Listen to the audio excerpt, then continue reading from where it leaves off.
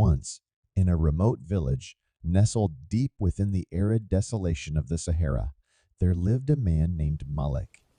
Malik was a solitary soul, a wanderer who sought solace in the vast emptiness of the desert. He had always been fascinated by the tales of the supernatural, especially the stories of the Jinn, the ancient beings that walked the boundary between this world and the unseen. One sweltering afternoon, as Malik was taking shelter beneath the shade of a solitary palm tree, he heard a strange whisper carried by the scorching desert winds. It was a voice that seemed to beckon him, promising secrets beyond his wildest dreams. Malik, driven by an insatiable curiosity, decided to follow the eerie, melodic voice that led him further into the heart of the unforgiving desert. As he ventured deeper, the dunes seemed to shift and rearrange themselves, creating an otherworldly labyrinth that disoriented his senses. With each step, the whisper grew louder, more seductive. Malik's thirst was forgotten, his hunger dismissed as he became obsessed with the elusive voice.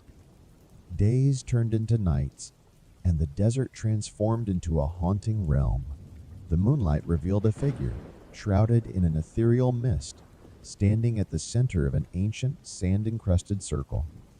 This being was a Jinn, its eyes a luminous shade of green, and its body swirling like smoke. "Who are you?" Malik stammered, unable to tear his gaze away from the Jinn's enchanting presence. "I am Zafar," the Jinn replied, its voice both soothing and chilling. "I have been waiting for you, Malik. You are the one who called me with your unquenchable thirst for the unknown." Malik's heart raced. He had heard stories of Jinn granting wishes, but he had also heard of their treacherous nature. Still, the allure of limitless knowledge and power was too tempting to resist. "Grant me a wish, Zafar." Zafar's eyes gleamed with malevolence. "Very well, Malik. I shall grant you one wish, but in return, you must offer me something of equal value." Without hesitation, Malik wished for the knowledge of the universe, the secrets of life and death, and the power to bend reality to his will. Zafar granted his wish with a sinister smile, but then demanded Malik's voice in return. From that moment on, Malik was unable to speak. The knowledge he had acquired was a torment, a cacophony of thoughts and insights that drove him to the brink of madness. Zafar's laughter echoed in his mind, a cruel reminder of the price he had paid. Malik wandered the desert, a mute and broken man, haunted by the Jinn's presence. Zafar's whispers became a constant torment, a never-ending symphony of madness that played in his mind. The once thirsty wanderer had become a wretched soul, cursed to roam the endless dunes, forever trapped between the world of the living and the realm of the Jinn. And so, the legend of Malik, the man who sought knowledge and paid the ultimate price, lived on in the eerie tales of the Sahara. Travelers passing through the desert would sometimes hear the faint echoes of a voiceless man, a cautionary tale of the horrors that lurked in the shadows of the unknown. Years passed, and Malik's story became a haunting legend whispered among the villagers of the desert. They spoke of a cursed soul who could be seen on moonlit nights, wandering the dunes like a specter, his eyes filled with an emptiness that sent shivers down the spine of anyone who dared to glimpse him. As the years went by, the legend of Malik grew, drawing the attention of those who sought to harness the power of the Jinn. One such seeker was a sorcerer named Asim, who had heard the tale of Malik's ill-fated encounter with Zafar. Asim believed that Malik's knowledge, though trapped within a tormented mind, held the key to unlocking the deepest mysteries of the universe. Determined to seize this forbidden knowledge, Asim embarked on a perilous journey into the heart of the Sahara. Guided by ancient texts and whispered rumors, he traced the same path that Malik had followed. The desert, however, had changed, its shifting sands obscuring the landmarks that once led Malik astray. Asim's pursuit of the legend was relentless, and he too was lured deeper into the desolation. The whispers of Zafar, now a chorus of malevolent voices, teased him, promising the answers he sought. But Azim was not easily swayed. He was a master of the occult and had prepared himself with powerful incantations and protective spells. One fateful night, after weeks of searching, Azim stood at the edge of the same ancient circle where Malik had encountered Zafar. The Jinn, shrouded in an inky darkness, emerged from the depths of the desert. Unlike Malik, Azim was unafraid. He had come prepared. "Zafar," Azim intoned, his voice unwavering, "I seek the knowledge that you bestowed upon Malik. I offer you a deal. Release him from his torment, and in return, I will willingly take on the burden of his knowledge." Zafar's eyes narrowed as he considered the offer. The Jinn, though malevolent, was not without a sense of cunning. He agreed to Asim's terms, but imposed a condition of his own. Asim had to remain in the desert with Malik for eternity, ensuring that both men would forever be bound to the relentless whispers of the Jinn. Without hesitation, Asim accepted the deal, knowing that his thirst for knowledge was worth the price. Malik's voice was restored, but the torment of their shared knowledge remained. Azim and Malik became spectral guardians of the desert, their lives intertwined with the enigmatic Jinn. And so, the legends of the Sahara grew more complex, for now, there were not one but two cursed souls who wandered the dunes. Asim and Malik, bound by their insatiable curiosity and their pact with Zafar, served as a warning to all who dared to seek the forbidden knowledge that lay hidden in the heart of the desert. The villagers, hearing tales of the dual specters and the horrors that befell them, learned to steer clear of the treacherous dunes where the Jinn roamed. For in the vast and unforgiving expanse of the Sahara, the line between human and Jinn, between curiosity and madness, had become blurred beyond recognition. Years turned into centuries, and the legends of Azim, Malik, and Zafar endured, becoming intertwined with the very fabric of the Sahara itself. Travelers who ventured too close to the desert's heart would hear the whispers, as though the desert itself held ancient secrets in its endless expanse. As for Asim and Malik, they became spectral keepers of the desert's knowledge, cursed to share their torment with all who crossed their path. Though they had gained access to the universe's deepest mysteries, the price they paid was an eternal existence in the barren wilderness. Over time, the world outside the desert began to change. New civilizations rose and fell, and the once remote village near the Sahara grew into a bustling city.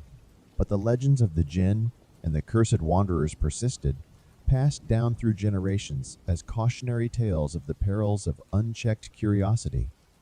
One day, a young woman named Amina arrived in the city.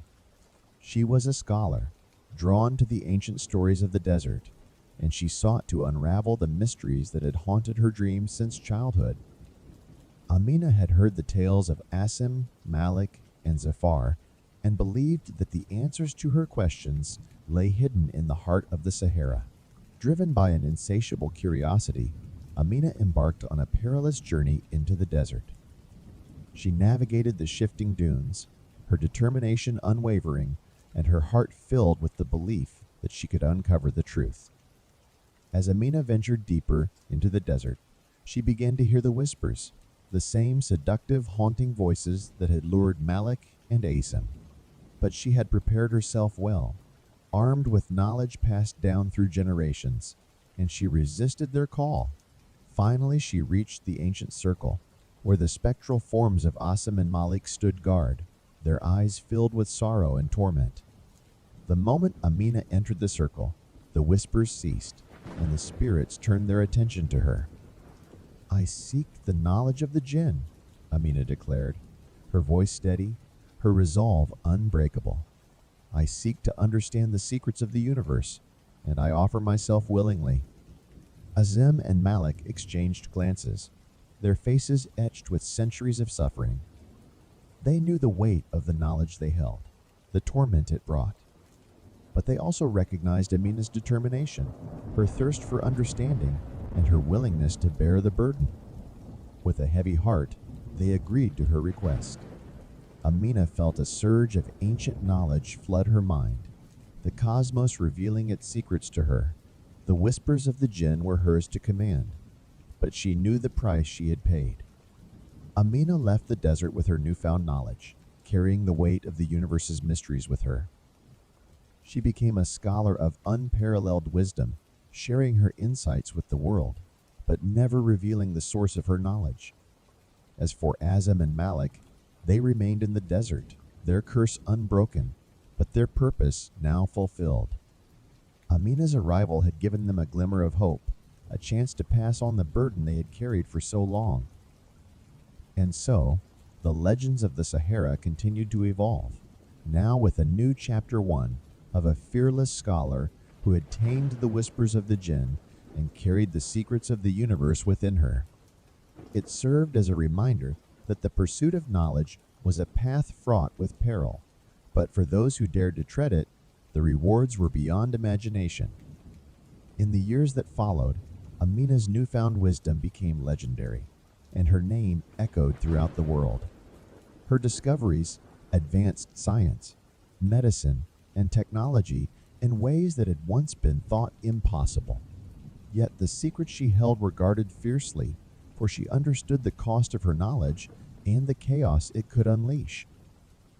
As the world marveled at her achievements, a darkness stirred within the Sahara. Safar, the malevolent Jinn, grew restless. He had watched the events unfold with increasing fury, resentful of the knowledge he had bestowed upon Amina. He longed to reclaim it, to wreak havoc on the world that had forgotten his power. One fateful night, as a thunderstorm raged over the desert, Safar manifested in a tempest of swirling sands and crackling lightning. His eyes glowed with an unholy fire as he approached the ancient circle, determined to confront Amina. With a booming voice that shook the very earth, Zafar declared, "Amina, you hold knowledge that is rightfully mine. I demand its return." Amina stood her ground, her eyes filled with defiance. She had anticipated this moment and had spent years studying the ancient texts, learning how to bind and control even the most powerful of Jinn. "I will not surrender what I have learned," she declared, raising her hands to form intricate symbols in the air. The storm around Zafar intensified, as though the very elements themselves obeyed her command. A fierce battle of wills ensued. Lightning clashed with brilliant sorcery, and the winds howled in fury. Amina's determination and knowledge held strong, and as the battle raged on, she gained the upper hand. With a final incantation, she bound Zafar to the ancient circle, trapping him within its confines. The malevolent Jinn let out a deafening scream, his form dissipating into a whirlwind of shadows. Amina had won, and Zafar's reign of terror was ended. With the Jinn defeated, Amina turned her attention to the knowledge she had acquired. She vowed to use it for the betterment of humanity, to bring about an age of enlightenment and prosperity. The secrets of the universe would no longer be a source of torment, but a beacon of hope. And so, the Sahara, once a realm of dread and mystery, became a place of enlightenment and wonder. Amina's legacy lived on, a testament to the power of knowledge and the indomitable spirit of those who dared to seek it. The desert, once haunted by the whispers of the Jinn, now whispered tales of triumph and the unyielding courage of a scholar who had harnessed the very essence of the cosmos.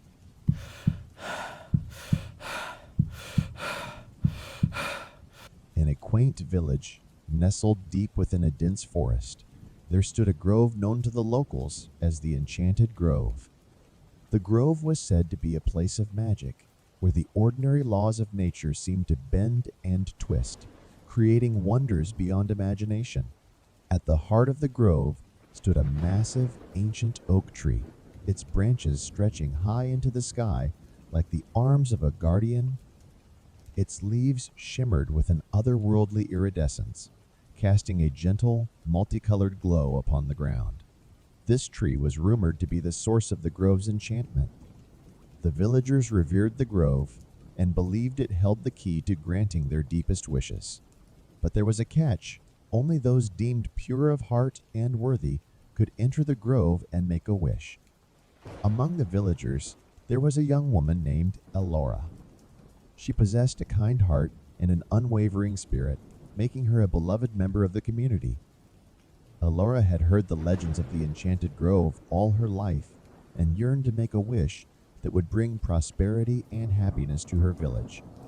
One bright morning, Elora decided to venture into the grove. She approached the ancient oak with reverence and respect, her heart pure and her intentions noble. As she stood beneath its resplendent branches, she closed her eyes and made her wish a wish for the well-being and happiness of her fellow villagers. Suddenly, the grove came to life. The leaves of the oak tree rustled with a melodious song, and a gentle breeze enveloped Elora. When she opened her eyes, she was astonished to find herself holding a small, radiant crystal in her hand. It pulsed with a soft, ethereal light. Elora returned to the village with the crystal, and as she shared her story, the villagers marveled at the enchanting artifact. The crystal seemed to possess a mystical power that brought good fortune to anyone who held it. Crops flourished, ailments were healed, and happiness abounded. News of Elora's wish spread far and wide, and travelers from distant lands came to witness the wonders of the enchanted grove. The village prospered, and its fame grew, yet Elora remained humble and continued to use the crystal's power for the betterment of her community. As the years passed, Elora's hair turned silver, and she became known as the guardian of the grove.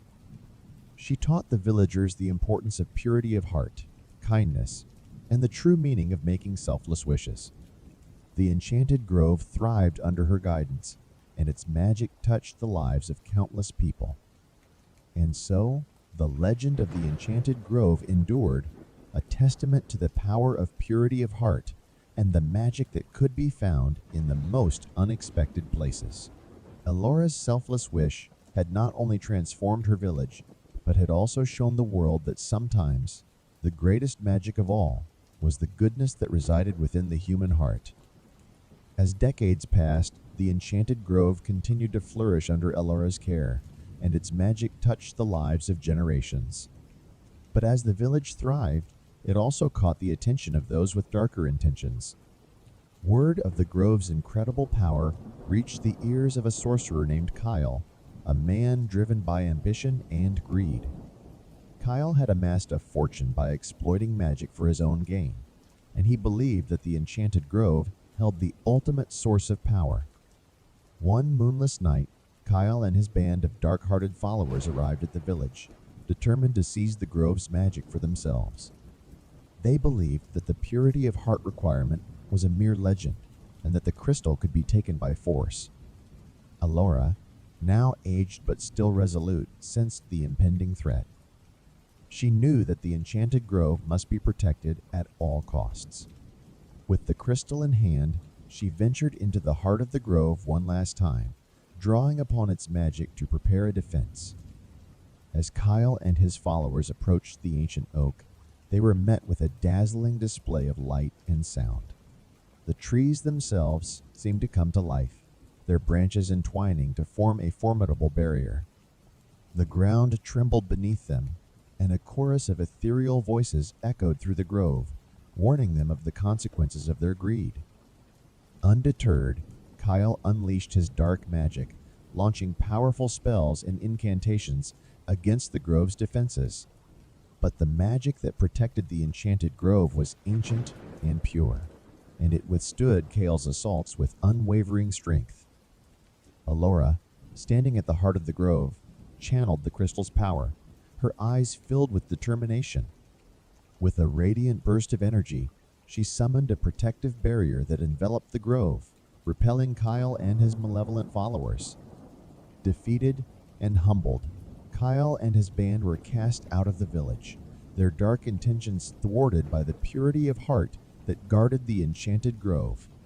they retreated into obscurity, forever haunted by their failed quest for power. The village, its magic intact and stronger than ever, celebrated Elora as a hero. She had defended the grove against those who sought to exploit its power and had upheld the values of kindness and selflessness. As the years went by, the enchanted grove continued to flourish, its magic touching the lives of countless people who came to make selfless wishes. Elora's legacy endured, a testament to the strength of purity of heart and the enduring magic of the enchanted grove.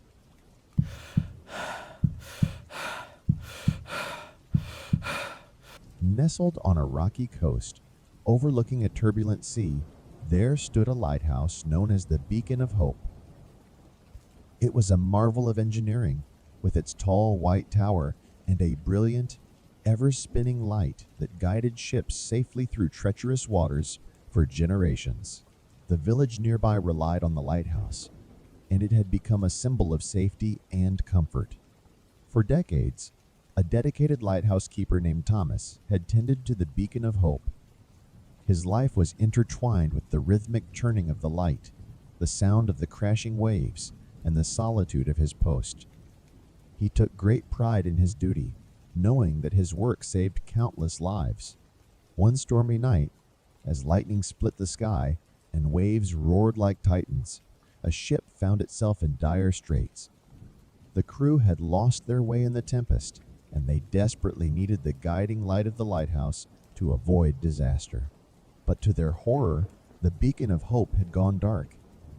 Thomas, the lighthouse keeper, had fallen gravely ill and was unable to tend to his duties. Panic spread among the villagers as the ship approached the treacherous rocks, its crew unaware of the looming danger. At the last moment, a young girl named Isabella, the daughter of the lighthouse keeper, took it upon herself to save the day. With determination in her heart and her father's teachings in her mind, she climbed the narrow, winding stairs to the top of the lighthouse. The wind howled and the rain lashed at her, but she pressed on. Reaching the lantern room, Isabella struggled to ignite the light. With trembling hands and tears in her eyes, she finally succeeded. The brilliant light burst forth, cutting through the storm, and guided the ship away from the rocks to safety. Isabella's bravery and quick thinking had saved the ship, but her actions came at a cost. Exhausted and soaked to the bone, she collapsed in the lantern room, succumbing to a fever. The village hailed her as a hero, but her sacrifice went unnoticed by her father, who had fallen into a deep coma. Weeks turned into months, and Isabella's health deteriorated. The villagers took over the responsibilities of the lighthouse, but the once celebrated Beacon of Hope fell into disrepair and was eventually forgotten. One night, as Isabella lay on her deathbed, a vision visited her. It was a radiant figure of light, a spirit of the sea, who spoke to her in a soothing voice. "Isabella," the spirit said, "your bravery and sacrifice have earned you a special place among the guardians of the sea. You shall become the eternal keeper of the Beacon of Hope." With those words, the spirit infused Isabella's very being with light and energy. She became a guardian of the lighthouse, her spirit forever intertwined with its guiding light. From that day forward, the Beacon of Hope never went dark again, and ships found safe passage through the rocky waters. The village, once again thriving with the guiding light of the lighthouse, remembered Isabella's sacrifice and bravery. Her spirit lived on, a beacon of hope for all who ventured into the stormy sea, reminding them that even in the darkest of times, a single act of courage could light the way. And so, the forgotten lighthouse and the heroism of a young girl became a cherished legend, reminding the world that in the face of adversity, there was always a glimmer of hope to guide the way. As the years passed, Isabella's story became an enduring legend, passed down through generations. The Beacon of Hope, now meticulously maintained and tended to by dedicated keepers, continued to shine brightly, guiding ships through the perilous waters. But the spirit of Isabella, the eternal guardian of the lighthouse, had a role to play in the world beyond the physical realm. On stormy nights, when ships were in dire need, Isabella's presence would manifest in the lantern room. Her form, made of ethereal light, would appear before the keepers, guiding them in times of darkness. One particularly stormy night, when the winds howled and the waves surged, a massive cargo ship, the largest the village had ever seen, found itself dangerously close to the treacherous rocks. The keepers of the lighthouse worked frantically to maintain the light, but it flickered and dimmed in the face of the raging storm. Just as disaster seemed imminent, Isabella's spectral form materialized in the lantern room. With a radiant smile, she reached out and touched the lantern, infusing it with a brilliant, blinding light. The beacon of hope erupted in a dazzling display of illumination, cutting through the tempest with unprecedented brightness. The captain of the cargo ship, in awe of the sudden burst of light, skillfully steered the vessel away from the rocks and into safer waters.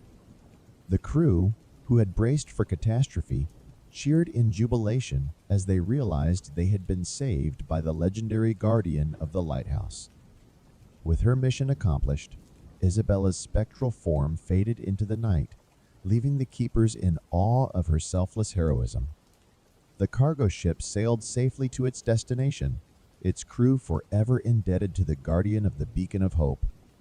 Word of the miraculous rescue spread far and wide, and the legend of Isabella's enduring spirit grew even stronger.